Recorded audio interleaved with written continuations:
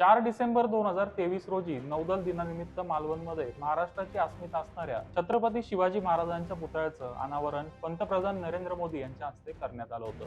पण अवघ्या 8 महिन्यात हा पुतळा खाली आला. निकृष्ट दर्जाचं काम झाल्यानं हा प्रकार घडल्याचा आरोप होतोय. कारण काही असो, याविषयी देशभरातून तीव्र संताप व्यक्त होतोय. विरोधक सरकार आणि प्रशासनावर टीका करतायत. शिवसेना उद्धव बाळासाहेब ठाकरे पक्षाचे फायरब्रँड नेते संजय राऊत यांनी यावरून सरकारला घेरलंय. या महाराष्ट्रात छत्रपतींचा असा अपमान कधीही झाला नव्हता. औरंगजेब किंवा मुघलांनी हल्ले केले, पण छत्रपतींचा असा अपमान मुघल राजांनी किंवा त्यांच्या सरदारांनीही केला नव्हता. आग्र्यातून छत्रपती शिवाजी महाराज सुखरूप सुटून बाहेर आले, पण आता आपल्या राज्यात त्यांच्यावर कोसळून पडण्याची वेळ आली आहे. अशा शब्दात राऊत यांनी संताप व्यक्त करत सरकारला लक्ष केलं. महाराजांचा पुतळा कोसळला यावरून संजय राऊत यांचं चिडणं अगदी स्वाभाविक आहे.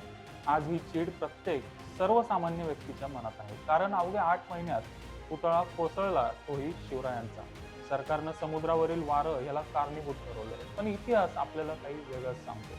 वादळ आणि वारं सहन करूनही अनेक पुतळे आजही तग धरून उभे आहेत. मग या पुतळ्याच्या बाबतीत असं का झालं, असा प्रश्न सर्वसामान्यांच्या मनात पडलाय. त्याचं उत्तर मिळेलच, पण याला जबाबदार असलेल्या यंत्रणेवर कारवाई होणं यावेळेला अगदी आवश्यक आहे. हीच भावना संजय राऊत यांच्या पत्रकार परिषदेत दिसून आली. राऊत नेमकं काय म्हणाले ते आपण बघूया. ऐन विधानसभा निवडणुकीपूर्वी राज्यात घडू नये अशी ही दुर्दैवी घटना घडली. विरोधकांना मोदी सरकारवर टीका करण्याची आयती संधी मिळाली. त्यामुळे निश्चितच सरकारचं टेन्शन वाढलंय.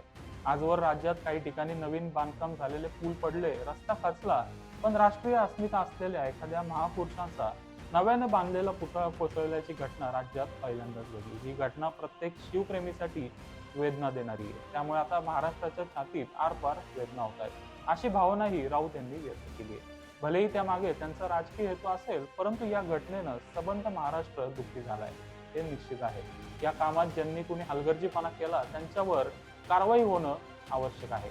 नव्या कंत्राटदाराला कायमचं ब्लॅकलिस्टमध्ये टाकावं आणि ज्या अधिकाऱ्यांनी या कामाचं ऑडिट केलंय त्यांच्यावरही कठोर कारवाई व्हावी, तरच सरकारवरील रोष कमी होईल.